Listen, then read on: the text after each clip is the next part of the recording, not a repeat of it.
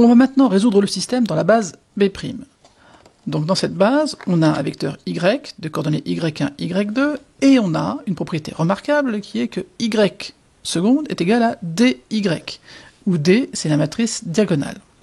Donc si je développe, ça veut dire qu'on a y1 de point qui est égal à moins k sur m y1, et y2 de point qui est égal à moins 3k sur m y2.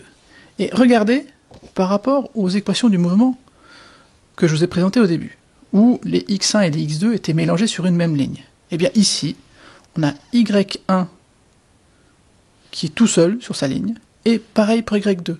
On a découplé, quelque part, on a découplé le système. Et maintenant, on va pouvoir le résoudre. Chose qu'on ne pouvait pas faire avec les x1 et les x2. Donc, je vous rappelle que pour les équations du second ordre, des équations différentielles du second ordre, on a des solutions de la forme a cosinus oméga t plus phi. Les constantes a et phi dépendent bien entendu des conditions initiales, donc la position et la vitesse initiale de nos mobiles. Donc, on n'a pas ces données dans l'énoncé, donc on va écrire y1 qui est égal à a1 cosinus, alors oméga c'est racine de k sur m, t plus phi 1. Et ici, on a aussi y2 qui est égal à a2 cosinus, alors cette fois-ci c'est racine de 3k sur m t plus phi 2. On a donc pu résoudre, cette fois-ci, le système dans la base B'. Mais maintenant, il faut qu'on revienne dans la base canonique de départ. On va maintenant revenir dans la base B pour avoir la solution de notre système.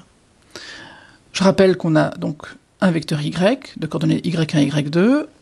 On a trouvé tout à l'heure l'expression de y1 et de y2. Je vous ai remis ici le schéma qui permet de comprendre la diagonalisation et le changement de base. Donc pour passer de x à y, on est passé par la matrice P-1. Donc pour passer de y à x dans l'autre sens, eh bien on va lui appliquer la matrice P.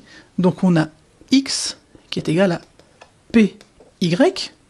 J'ai donc y, je connais p qui est notre matrice de passage qu'on a trouvé tout à l'heure avec nos vecteurs propres.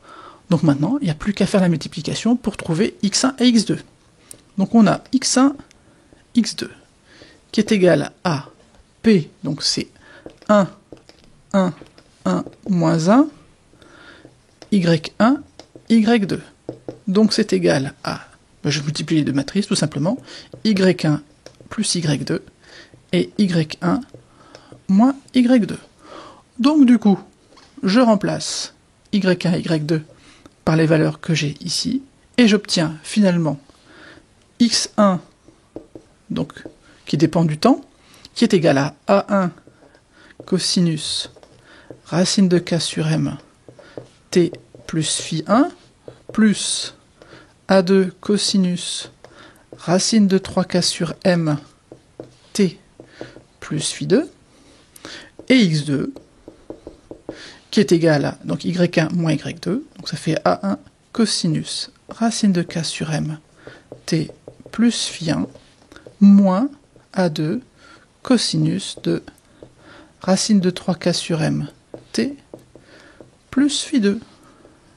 Voilà, on a réussi à résoudre le système en passant par une matrice diagonale et une autre base dans laquelle on a pu résoudre le système facilement. Et franchement, sans diagonaliser les matrices, on n'aurait pas réussi à s'en sortir. Voilà, j'espère que ce petit exercice vous a plu, et je vous dis à bientôt.